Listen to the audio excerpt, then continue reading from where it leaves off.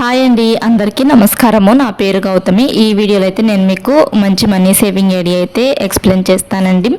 నెలకి ఒక 50,000 రూపాయల శాలరీ వచ్చేవాళ్ళు ఈ పద్ధతిలో కనుక ఖర్చులు చేస్తూ ఉన్నారనుకోండి, నెలకి ఒక 19,000 రూపాయల నుంచి 3,96,000 రూపాయల దాకా అయితే సేవ్ చేసుకోవచ్చు అండి. ఏ పద్ధతిలో సేవ్ చేసుకుంటే ఇంత అమౌంట్ సేవ్ చేసుకోవచ్చు అనేది ఈ వీడియోలో ఎక్స్ప్లెయిన్ చేస్తాను. అండ్ మనం దాచుకున్న డబ్బుల్ని అట్లా ఇంట్లోనే సేవ్ చేసుకునే కన్నా ఏదైనా స్కీమ్లో కట్టుకుంటూ ఉన్నామనుకోండి, డబ్బులు అనేటివి రెట్టింపు అవుతూ ఉంటాయి. మనకి నేను ఇప్పుడు చెప్పే స్కీమ్లో కనుక మీరు కూడా చక్కగా డబ్బులు కట్టుకుంటూ ఉన్నారనుకోండి, ఒక 3 లక్షల రూపాయల దాకా అయితే వడ్డీ అనేది వస్తుంది. ఆ స్కీమ్ ద్వారా మనకి చక్కగా ఇంట్లో మనం చేసే ఖర్చుల్లోనే కొన్ని ఖర్చులు తగ్గించుకుంటూ ఉన్నామనుకోండి, చక్కగా డబ్బులు సేవింగ్స్ చేసుకోవచ్చు. ఆ సేవ్ చేసుకున్న డబ్బుల్ని ఇంట్లో ఉంచుకునే కన్నా ఏదైనా స్కీమ్ కట్టుకుంటూ ఉన్నామనుకోండి, ప్రతి నెల వడ్డీ అనేది వస్తూ ఉంటుంది కదా. డబ్బులు సంపాదించేటప్పుడే సేవింగ్స్ కూడా చేసుకుంటూ ఉండాలండి. సేవింగ్స్ చేసుకున్నప్పుడే ఆ సేవ్ చేసుకున్న డబ్బుల్ని రెట్టింపు చేసుకునే మార్గాలు కూడా కనుక్కొని అలాంటి మార్గాలని ఎంచుకొని మంచి మంచి స్కీమ్స్ని ఎంచుకొని సెక్యూర్గా ఉండే స్కీమ్స్ని మనం కట్టుకోవటం బెస్ట్ అండి. స్కీమ్స్ ఇప్పుడు నేను చెప్పే స్కీమ్ అయితే గవర్నమెంట్కి సంబంధించిన స్కీమే. ఇంకా మన ఛానల్లో ఇలాంటి చాలా money saving ideas and schemes గురించి కూడా వీడియోస్ అయితే ఉన్నాయండి. స్కీమ్స్ కూడాను మంచి మంచి స్కీమ్స్ గురించి వీడియోస్ అయితే ఉన్నాయి. ఎవరైనా డబ్బులు దాచుకోవాలి అని ఇంట్రెస్ట్ ఉన్న వాళ్ళు రిమైనింగ్ వీడియోస్ కూడా ఒకసారి చూసి ఛానల్ని సబ్స్క్రైబ్ చేసుకోండి. అంటే డబ్బులు దాచుకున్న డబ్బుల్ని రెట్టింపు చేసుకోవాలంటే కంపల్సరీగా ఏదైనా స్కీమ్స్లో కడితే మటుకి డబ్బులు రెట్టింపు అవుతాయండి. అలాంటి మంచి మంచి స్కీమ్స్ గురించి మన ఛానల్లో వీడియోస్ ఉన్నాయి. అండ్ మంత్లీ శాలరీస్ వచ్చేవాళ్ళు ఏ పద్ధతిలో ఖర్చులు చేస్తే డబ్బులు సేవింగ్స్ చేసుకోవచ్చు అనే వీడియోస్ ఉన్నాయి. అండ్ ఏ రోజు సంపాదన ఆ రోజు సంపాదించే వాళ్ళు ఎలా ఎంతెంత అమౌంట్ చొప్పున సేవింగ్స్ చేసుకోవాలి, ఎలా సేవింగ్స్ చేసుకోవాలనే వీడియోస్ కూడా ఉన్నాయి మన ఛానల్లో. మనలాంటి మధ్యతరగతి వాళ్ళకు యూజ్ అయ్యే వీడియోసే ఉన్నాయండి. అండ్ స్కీమ్స్ కూడాను మంచి మంచి స్కీమ్స్ గవర్నమెంట్కి సంబంధించిన స్కీమ్స్ గురించి నాకు తెలిసినటువంటి కొన్ని మంచి స్కీమ్స్ గురించి మన ఛానల్లో వీడియోస్ అయితే నేను షేర్ చేశాను. ఎవరికన్నా డబ్బులు సేవ్ చేసుకోవాలి అంటే సేవ్ చేసుకున్న డబ్బులు రెట్టింపు చేసుకోవాలని ఇంట్రెస్ట్ ఉన్న వాళ్ళు రిమైనింగ్ వీడియోస్ కూడా ఒకసారి చూసి ఛానల్ని మీకు రిమైనింగ్ వీడియోస్ నచ్చినట్లయితే ఛానల్ని కొంచెం సబ్స్క్రైబ్ చేసుకొని సపోర్ట్ చేయండి. ఇంకిప్పుడు నెలకి 50,000 రూపాయల శాలరీ వచ్చేవాళ్ళు ఈ పద్ధతిలో అయితే ఖర్చులు చేసుకుంటే సేవింగ్స్ చేసుకోవచ్చు అండి. డబ్బులు ఫస్ట్ ఇంటద్దండి, ఇంటద్దే ఒక 6,000 రూపాయలు ఉండేలా చూసుకోవాలి.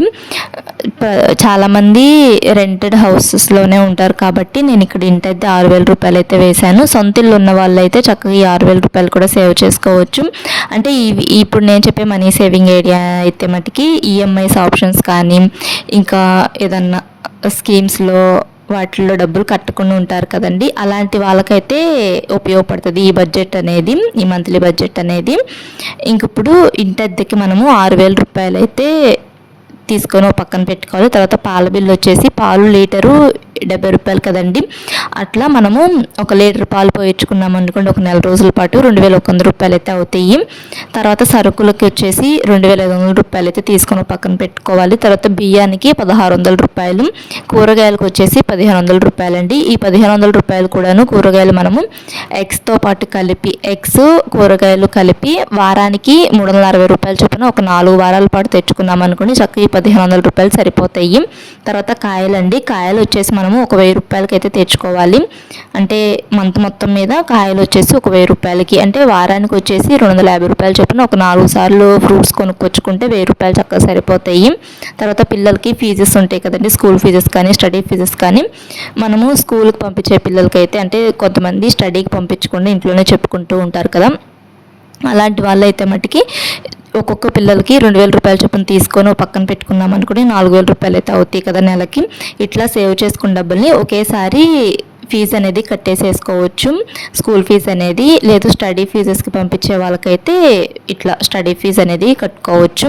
తర్వాత టీవీ బిల్ అండి, టీవీ బిల్ వచ్చేసి 300 రూపాయలు, ఫోన్ బిల్ వచ్చేసి ఒక 300 రూపాయలు.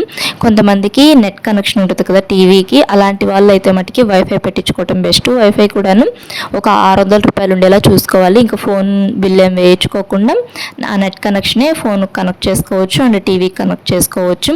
చాలామందికి నెట్ కనెక్షన్ పెట్టుకోవటం ఇష్టం ఉండదు కదండి, అలాంటి వాళ్ళకైతే ఇట్లా టీవీ బిల్ ఒక 300, ఫోన్ బిల్ ఒక 300 నెలకి. తర్వాత గ్యాస్ బిల్ వచ్చేసి ఒక 900 రూపాయలండి. తర్వాత పెట్రోల్ వచ్చేసి 1500 రూపాయలు.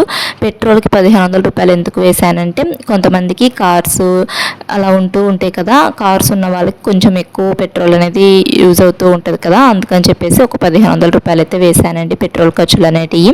తర్వాత మెడిసిన్స్కి వచ్చేసి ఒక 2000 రూపాయలు అయితే తీసుకొని పక్కన పెట్టుకోవాలి. ఎప్పుడైనా మనకి మెడిసిన్స్ అవసరమైనప్పుడు ఆ డబ్బులతోనే యూజ్ చేసుకోవాలి. తర్వాత కరెంటు బిల్ వచ్చేసి ఒక 1200 రూపాయలు, అంతకంటే ఎక్కువ ఉండకూడదు.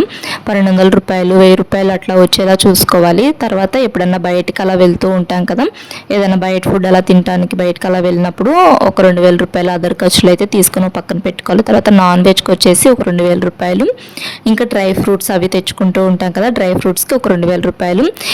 ఈ డబ్బులు అనేటివి ముందుగానే తీసుకొని పక్కన పెట్టుకొని వీటికి ఇంత అమౌంట్ ఖర్చు చేయాలి అని చెప్పేసి మనము ఒక ప్లాన్ ప్రకారం అయితే రాసుకోవాలి. కొంతమందికి ఇంటద్దే కొంచెం ఎక్కువ ఉండొచ్చు, కొంచెం తక్కువ ఉండొచ్చు, చూసుకొని సేవ్ చేసుకోండి. 50,000 రూపాయలు సంపాదించే వాళ్ళు ఒక 6,000 రూపాయలు ఇంటద్దిలో ఉంటే సరిపోయిద్దని నా ఒపీనియన్ అండి. అంటే సొంత ఇల్లు ఏం కాదు కదా, అద్దెళ్ళకి అంతంత రెంట్ పెట్టడం అనవసరం అని చెప్పేసి నా ఒపీనియన్. ఒక 6,000 రూపాయలు ఉండేలా చూసుకున్నాం అనుకోండి, అక్కడ కొంచెం సేవింగ్స్ అనేటివి చేసుకుంటూ ఉంటాం కదా. ఇంకా తర్వాత ఇట్లా కనుక ఖర్చు చేసుకుంటూ ఉన్నారనుకోండి, నెలకి 30,900 రూపాయలు అయితే ఖర్చు చేస్తాము. అంటే మనకు వచ్చే శాలరీ నెలకి 50,000 రూపాయల శాలరీ వచ్చిందనుకోండి, అందులో ఇంటి ఖర్చులకి 30,900 రూపాయలు ఖర్చు చేసి మిగిలిన 19,100 రూపాయలు అయితే సేవింగ్స్ రూపంలో ఉంచుకోవాలి. సరే, ఒక్కొక్క నెల ఒక 100 రూపాయలు అటు ఇటు ఎక్స్ట్రా అయినా కానీ నెలకు ఒక 19,000 రూపాయలన్నా సేవ్ చేసుకున్నారనుకోండి, అంటే నెలకు 19,000 రూపాయలు చొప్పున సేవ్ చేసుకుంటే 1 ఇయర్కి మనకి 2,28,000 రూపాయలు అయితే సేవ్ చేసుకోవచ్చండి. అంటే ప్రతి నెల కూడాను ఇట్లానే సేవ్ చేసుకుంటే, ఇంట్లోనే సేవ్ చేసుకుంటే ఒక అమౌంట్, అదే స్కీమ్లో కడితే ఇంకొంచెం ఎక్కువ అమౌంట్ అయితే వస్తుందండి. ఇంట్లో ఉంచుకునే కన్నా స్కీమ్లో కట్టుకోవటమే బెస్ట్. స్కీమ్ కట్టడం ఇష్టం లేని వాళ్ళు ఇట్లా ఇంట్లోనే సేవింగ్స్ అనేటివి చేసుకోవచ్చండి. ఇంక ఇప్పుడు 1 ఇయర్ పాటు సేవ్ చేసుకున్నారనుకోండి, అంటే నెలకి 19,000 రూపాయలు చొప్పున ఒక 1 ఇయర్ పాటు ఇంట్లోనే సేవ్ చేసుకుంటే 2,28,000 రూపాయలు అయితే సేవ్ చేసుకోవచ్చు. అదే ఒక 2 ఇయర్స్ పాటు సేవ్ చేసుకున్నారనుకోండి 4,56,000 రూపాయల దాకా అయితే సేవ్ చేసుకోవచ్చు అండి.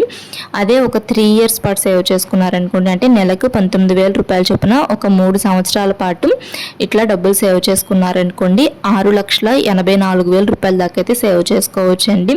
అండ్ ఇట్లానే ఒక 4 ఇయర్స్ పాటు, అంటే నెలకి 19,000 రూపాయల చొప్పున ఒక 4 సంవత్సరాల పాటు సేవ్ చేసుకుంటే 9,12,000 రూపాయల దాకా అయితే సేవ్ చేసుకోవచ్చు అండి.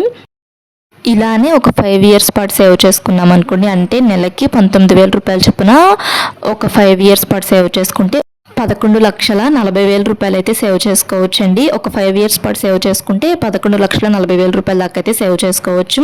ఇది ఇంట్లో సేవ్ చేసుకుంటే ఇంత అమౌంట్ అయితే సేవ్ చేసుకోవచ్చు 5 ఇయర్స్ దాకా. ఇలా కాకుండా స్కీమ్ కట్టుకుంటూ ఉన్నామనుకోండి, ఆర్డీ స్కీమ్ కట్టుకున్నాం అనుకోండి, పోస్ట్ ఆఫీస్లో కానీ బ్యాంక్లో కానీ ఉంటుంది ఆర్డీ స్కీమ్ అనేది.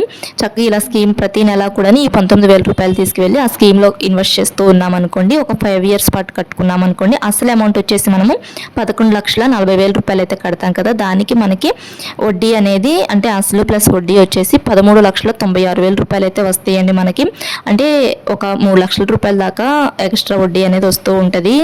లేదు ఇట్లా స్కీమ్ కట్టడం ఇష్టం లేదు అనుకోండి, నెలకి 19,000 రూపాయలు మనం ఏదన్నా గోల్డ్ కాయిన్ అట్లా కొనుక్కుంటూ గోల్డ్ మీద ఇన్వెస్ట్ చేసుకుంటూ ఉండొచ్చు. గోల్డ్ రేట్ కూడా పెరుగుతూ ఉంది కదా, గోల్డ్ని కాయిన్స్ రూపంలో కొనుక్కున్నాం అనుకోండి తక్కువ మేకింగ్ ఛార్జెస్ అనేటివి పే చేయొచ్చు. మనకి ఎప్పుడైనా ఫ్యూచర్లో ల్యాండ్స్ కానీ ఇంకా ఇల్లులు కానీ అలా కొనుక్కున్నప్పుడు ఆ గోల్డ్ కాయిన్స్ అనేటివి అమ్మేసేసుకొని అమౌంట్ అయితే అడ్జస్ట్ చేసుకో. ఇట్లా మంత్లీ శాలరీస్ వచ్చే వాళ్ళము చక్కగా డబ్బులు సేవింగ్స్ చేసుకోవాలంటే ఎటువంటి ఈఎంఐస్ అండ్ ఇట్లా డాక్రా అవి కట్టకుండా అయితేనే డబ్బులు సేవింగ్స్ అనేటివి చేసుకోవచ్చు. వీడియో నచ్చితే లైక్ చేయండి, ఛానల్ను సబ్స్క్రైబ్ చేసుకోండి. Thanks for watching.